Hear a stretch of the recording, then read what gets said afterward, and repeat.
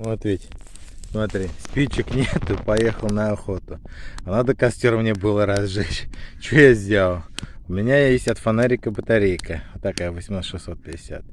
Плюс была жвачка. Обертка от жвачки. Вот она осталась. Вот.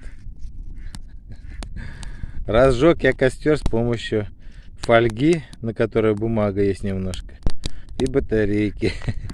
Так что супчик у меня будет готов. Вот так вот.